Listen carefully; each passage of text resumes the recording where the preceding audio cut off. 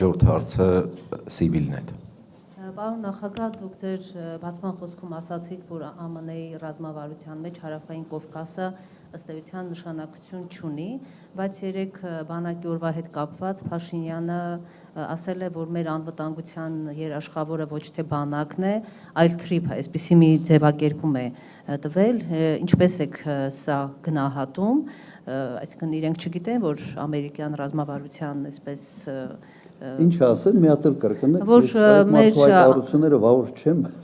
որ մեր ըստ էության, որ մեր անվտանգության երաշխավորը ոչ թե բանակն է լինելու, այլ թրիփ, այսինքն այսպես մենք այս նախագիծը բերելով այստեղ Հայաստան, այսպես անվտանգ ենք դարձնում։ Թրիփը մեր ամենից մեծ անվտանգային սպառնալիքն է դառնալու։ Ես բացատրեցի ինչու։ Հիմա ձեր հարց։ Հարցը ըստ էության դա էր, բայց նաև ուզում եմ եք դիտարկում անեք, մինչ ասուլիսը սկսել եմ, մեզ բոլորի շատ հետաքրքիր էր ձեր ասուլիսի հետնանկարի պատկերը, Արարատ սարը, նաև եկեղեցին, ինչ մեսիջ է սա, որտեղ եթե չեմ Հենց ճիշտ եք հասկացել ինչ մեսիջ է։ Եթե հնարավոր է ավելի Նաև խոր վիրաբը պիտի լինի։ Կա, խոր վիրաբներ կա։ Եկեղեցի, Արարատ, ուրեմն մեր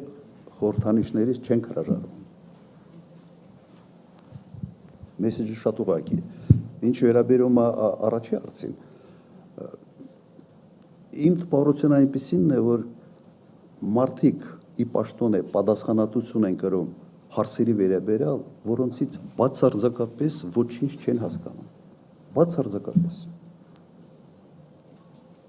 Յուրաքանչյուր երկրի անվտանգության երաշխավորը առաջի հերթին բանակն է, առաջի հերթին բանակն է։ Եվ իդեպ, եթե դու ունես մարտունակ բանակ, ոչ թե պատերազմ սկսելու համար, հակառակը խաղաղություն ունենալու համար։ Քո մարտունակ բանակը քո կշիռն է մեծացնում հարաբերությունների ուրիշների հետ։